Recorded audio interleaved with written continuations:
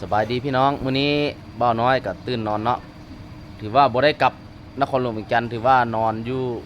นานจังก่อนนาคันทุงเนาะเป็นบุญอันบั้งไฟ10ล้านมาเซฟมื้อนี้อยู่ชีวิตของบ่าวน้อยเนาะก็เฮ็ดนำดนตรีมาแต่ปี96 97แต่เป็นขึ้นนับจากเด็กน้อยขึ้นมาจนหลายปีแล้ว96 97จนมาฮอด2024มันจักกี่ปีแล้วเนาะหลายปีเติบแล้วก็บ่าวน้อยได้กิ้งเกือกลีเรือถือว่าได้ผ่านร้อนผ่านหนาวผ่านแดดผ่านฝน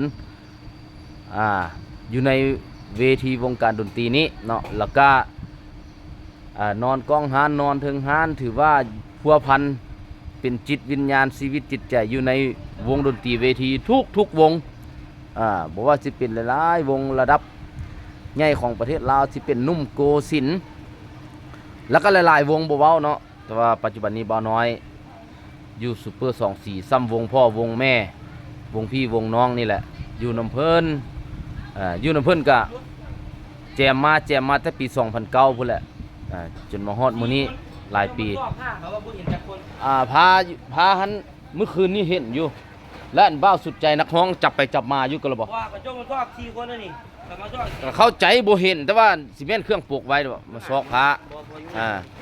เด้โอ้ยอันนี้แม่นบ้าวพุทธลีเนาะหัวหน้ามิกเครื่องมิกหยังแล้วก็บรรยากาศพวกเฮาสิเซฟตอนคลายแรงเนาะเห็นโต๊ะตั้งอันนี้แม่นเวทีเนาะอันปกเครื่องเสียงไว้เป็นกลองเป็นกีตาร์คีย์บอร์ดอย่างพวกเฮาปลูกไว้เป็นเบสอย่างปลูกไว้แต่ว่าบ่าวน้อยก็นั่งลิ้นเนาะตอนนี้ทางบ้าวสุดใจเพิ่นโทรนำแล้วว่าแลนนี้ปันได้สิมาเฮ็ดอบเนาะแต่ว่าซื้อนำแม่ค้าอยู่ตลาดชุมชนบ้านฝนคอเขตหาดเกียงเพิ่นขัวให้แล้วตัดเป็นต้นบ่าวน้อยสิเป็นคนไปอบสู้ทีมงานวงดนตรีเฮานี่กินและกินนำกันว่าซั่นซะเนาะแล้วก็สิขอท้ายให้พี่น้องได้เบิ่งเนาะพี่น้องสิถามว่าโอ้ยบ่าวน้อยบ่เห็นลง YouTube ดนแล้วเพราะว่าคาแน่เนาะหาก็กลับจากสวรรณเขตมีแต่ไปกับไปชีวิตการเดินทางไปเวียกแน่การค้าการขายแน่แล้วก็บ่าวน้อยบ่แม่นเฮ็ดอย่างเดียวเนาะพี่น้องเนาะขายต้นไม้ประดับแน่ขายสบู่แน่ขายประกัดแน่แล้วก็สิขายอาหารแบบสัตว์ป่าเฮ็ดอ้อเฮ็ดแกงกระฮอกกระแตตัวหงินตัวหยังนี่นะมาเฮ็ดอ้อขายถุงละ40 50 30ก็ว่ากันไปพี่น้องแล้วก็บ่าวน้อยได้ถ่ายเบิ่งโดนถ่ายให้ลงเทื่อนึงเนาะมาเซฟจังซี่ก็ถ่ายให้พี่น้องได้เบิ่งนี่บรรยากาศบ้านนานกคุ้มอีกบ่พอเท่าใดชั่วโมงข้างหน้านี้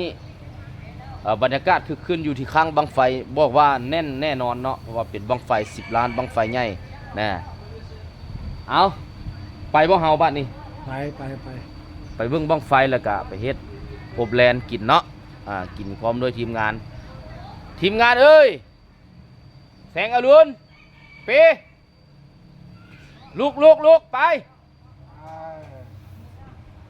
เด้อพี่น้องเด้อบ่าวน้อยขอขอบคุณขอบใจฝากกดติดตามกดไลค์กดแชร์กด Subscribe มีทางเพจแน่เนาะบ่าวน้อย Official แต่ว่าขออนุญาตเด้อพี่น้องเด้อเป็นภาษาไทย Official หันเป็นภาษาอังกฤษแต่ว่าบ่าวน้อยเป็นภาษาไทยเนาะพี่น้องเนาะฝากกดติดตามกดไลค์กดแชร์ทางช่อง YouTube เพจของบ่าวน้อย Official เนาะพี่น้องเนาะมาฮอดนี้ก็ขออวยชัยให้พรให้พี่น้องจงมีสุขภาพเข้มแข็งเจริญรุ่งเรืองร่ำรวยซื้อได้ขายหมานสุขภาพแข็งแรงเด้อพี่น้องเด้อ